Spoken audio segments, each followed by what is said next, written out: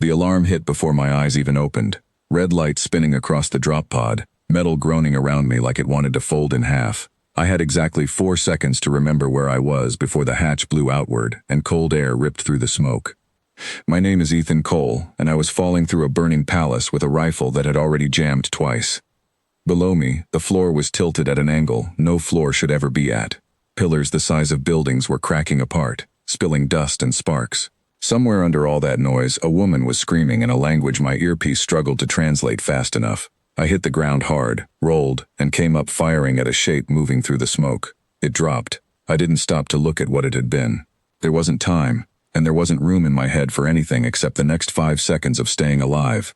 3 days ago, I was loading ore crates on a mining barge with grease under my nails and a headache that never really went away.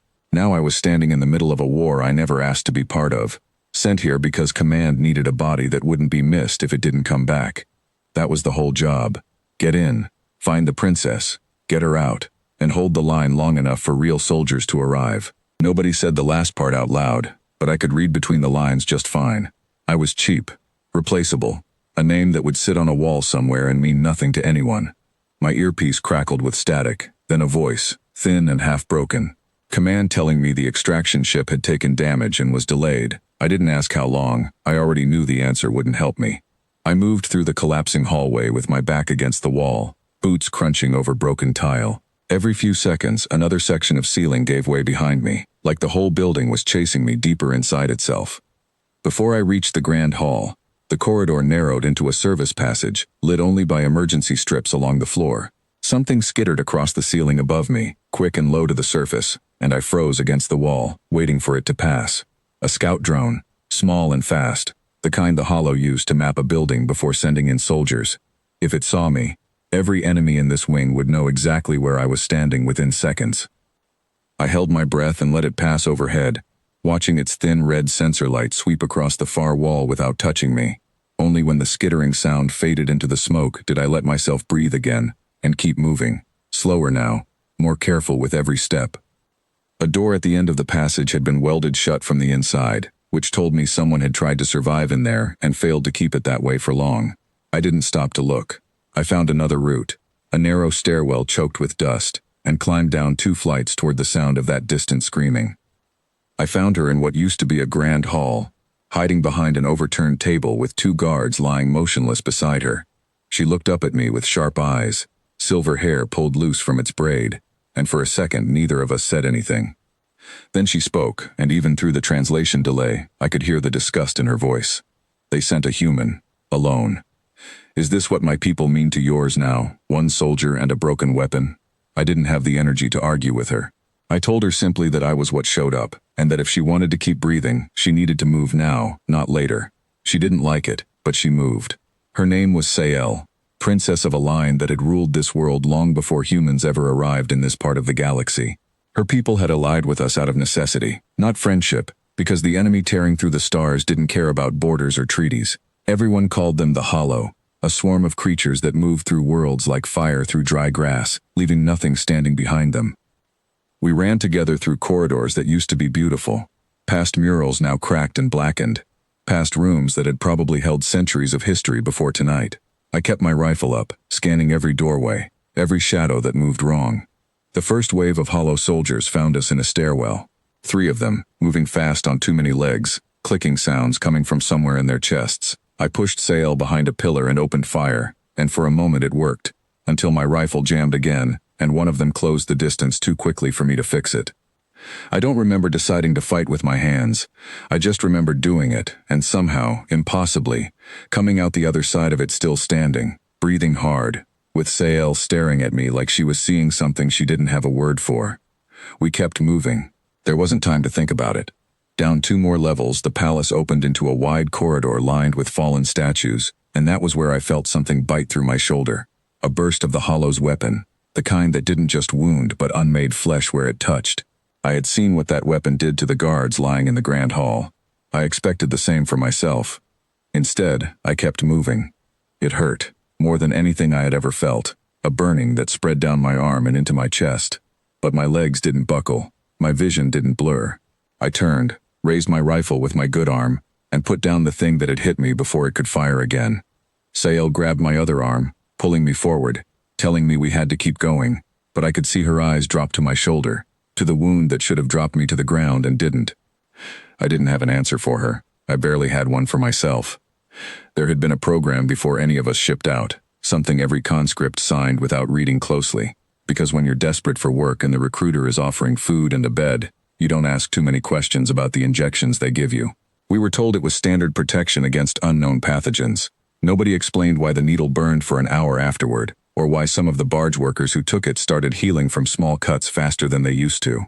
I had assumed it was nothing, a placebo to make desperate people feel safer. Standing in that corridor with a wound that should have ended me, I started to think I had been wrong. On the way toward the bridge, we passed a wounded guard slumped against a broken column, one of Sael's own, barely conscious, his armor scorched black across the chest.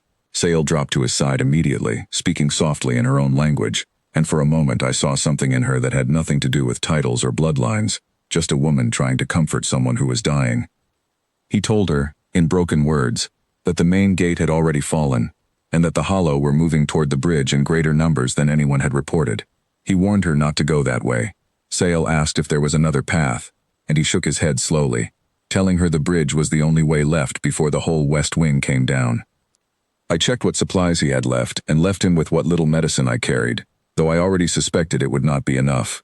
Sael stayed by his side a moment longer than I expected, and when she finally stood, her eyes were hard in a way they had not been before, like something in her had settled into a colder, more determined shape.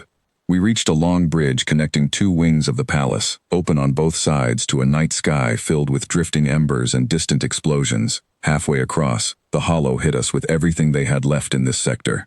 I counted 6 of them at first, then more pouring out from a side passage, moving with the kind of speed that told me this wasn't a chase anymore. This was them making sure neither of us left this bridge alive. I told Sael to run for the far side, that I would hold them here. She refused, said something about not leaving another soldier to die for her again, but I didn't have time to argue the point. I pushed her hard enough to break her grip, and told her that if she wanted my sacrifice to mean something, she needed to survive it. She ran.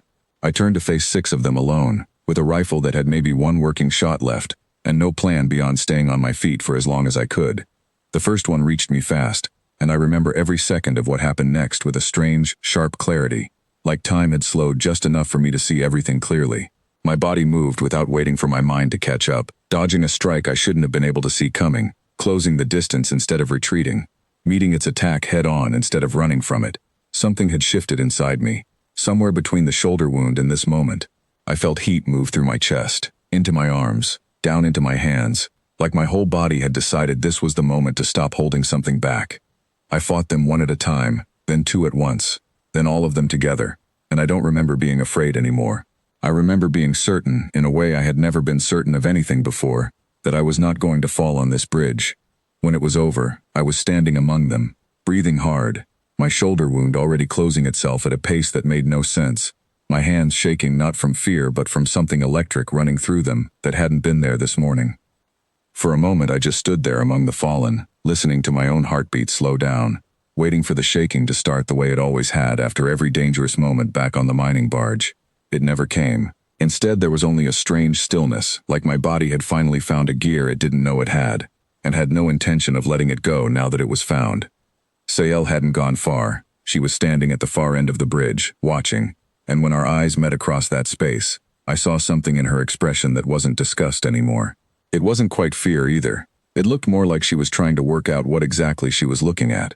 We didn't get long to process any of it. Another explosion rocked the palace, closer this time, and a section of the bridge behind me buckled and dropped away into darkness. I ran to her, and together we pushed forward into the last wing of the palace, toward the landing platform where a small evacuation craft was supposedly still waiting. The platform, when we reached it, was empty except for wreckage. The craft that was supposed to be there had already been destroyed, its frame twisted and burning at the edge of the platform. For a moment, neither of us said anything. We just stood there, looking at the one thing that was supposed to get us out of this building, now nothing but scrap and smoke. Sael was the one who broke the silence. She said there was another way out, an old escape route built centuries ago for exactly this kind of emergency, hidden beneath the palace and leading to a service tunnel that opened near the outer wall. Her people had built it during an older war, one fought long before humans had ever left their own solar system. We went down through a maintenance stairwell that hadn't been used in years, dust thick enough to choke on, the sound of fighting growing fainter above us with every level we descended. For a short while it felt almost peaceful, just the two of us moving through the dark, breathing hard, saying nothing, because there wasn't anything simple enough to say. She finally asked me what had happened to me up there on the bridge. I told her honestly that I didn't fully know. I told her about the injections, about the rumors among the workers, about how none of us had thought much of it because none of us had ever been desperate or foolish enough to test it under fire. She was quiet for a long moment before she said something I didn't expect. She said her people had old stories about creatures who were made stronger by the worst moments of their lives, not weaker, and that maybe humans were not as fragile as everyone had assumed when the alliance first began. I didn't feel strong. I felt like something had been cracked open inside me and I hadn't decided yet whether I liked what was pouring out. The tunnel opened into a wide underground channel, water running along one side of it, old lights flickering weakly overhead. Halfway along the channel, the walkway gave way beneath sail without warning, the old stone simply crumbling under her weight, and I caught her wrist before she dropped into the dark water below. For a moment we hung there, her feet kicking against the wall, my arm holding her full weight without strain, and I realized in that instant just how much had changed inside me. A day earlier, I would not have had the strength to hold her at all. I pulled her up onto solid ground, and neither of us spoke about it. There wasn't time. We were close to the outer wall when the tunnel shook violently, dust raining down from the ceiling, and a section collapsed behind us, cutting off the way we had come. Ahead of us, the tunnel forked. One path, according to Sael, led directly to the outer wall and freedom. The other led deeper underground, toward what she called the old reservoir, a dead end unless you knew the maintenance shafts that connected it to the surface somewhere beyond the palace grounds. We took the direct path, moving fast now, aware that whatever had brought this section of tunnel down might not be finished collapsing yet. We were maybe 200 steps from an exit when 3 more hollow soldiers dropped down through a gap in the ceiling, blocking our path completely. I didn't hesitate this time. Whatever had changed in me on that bridge was still there, humming under my skin, waiting. I told Sael to stay back and moved forward to meet them, and this time there was no fear in it at all, only a strange, steady focus that felt more like clarity than adrenaline. It was over faster than the fight on the bridge had been. I don't know if that was because there were fewer of them, or because whatever was happening inside me was still growing stronger with every test it was put through. Either way, when it ended, I was still standing, and the path ahead was clear. We reached the outer wall just as the first light of morning was starting to touch the smoke-filled sky. Beyond the wall, in a wide field scarred by old fighting, a small transport ship was waiting, engines already warm, sent by command once they finally managed to get a working extraction plan together. Sael stopped just before we reached it, turning to look at me one more time. She said that when this had started, she had been certain a human sent alone to save her was a joke, an insult even, proof that her allies did not care whether she lived or not. She said she didn't believe that anymore. I told her I wasn't sure what I believed either, not about myself, not about whatever had happened to me tonight. All I knew for certain was that I had walked into that palace expecting to die in the first few minutes, and instead I had walked out of it standing taller than I had ever stood before, carrying something inside me that I didn't fully understand yet. We boarded the transport together, and as it lifted off into the pale morning sky, I looked down at my own hands, steady now, no longer shaking, and thought about the recruiter who had handed me that injection without explaining what it really was. I thought about all the other workers on that barge, all the other conscripts scattered across 100 battlefields just like this one, each of them carrying the same quiet, sleeping thing inside them that I now knew was awake inside me. The transport landed an hour later at a forward base built into the side of a cliff, a place I had never seen before and had no idea existed until tonight. A tall officer named Michael Bryant met us on the landing strip, his face unreadable as he looked me over, taking in the torn uniform, the scorch marks, the shoulder wound that had already closed into nothing more than a faint pink line. He asked me how a single conscript with a broken rifle had gotten the princess out of a palace that 3 full squads had failed to reach. I didn't have a clean answer for him. I told him the truth as simply as I could, that something had happened to me in there, something I didn't fully understand, and that whatever it was had kept me standing when it should have ended me. He didn't look surprised the way I expected him to. He looked at me for a long moment, then glanced at a data pad in his hand, scrolling through something quickly, before telling me I would need to report to the medical wing before anything else happened. There was a tone in his voice that told me this wasn't the first time he had heard a story like mine tonight, and that unsettled me more than anything the Hollow had thrown at me in that palace. Sael stood beside me through the whole exchange, quiet, watching everything with sharp, careful eyes. Before they led me away, she stepped forward and said, in front of the officer and everyone else on that landing strip, that she owed her life to me and would not forget it. It wasn't a grand speech. It didn't need to be. It was simple, and it was enough. Command hadn't sent expendable soldiers into that palace tonight. I understood that now. Walking across that landing strip with the morning sun finally breaking clean through the smoke, Sael's words still settling somewhere in my chest. They had sent something else. Something that had been waiting a long time to find out exactly what it could become when there was nothing left to do but stand and fight. I didn't know yet if that was a gift or a burden I would carry for the rest of my life, but I knew, walking toward that medical wing with steady legs and a body that no longer felt entirely like my own, that whatever I had been before I stepped into that palace, I wasn't that person anymore. And somewhere out there, across 100 other battlefields, carried in the blood of workers and conscripts who had signed papers they never fully read, I suspected I was not the only one.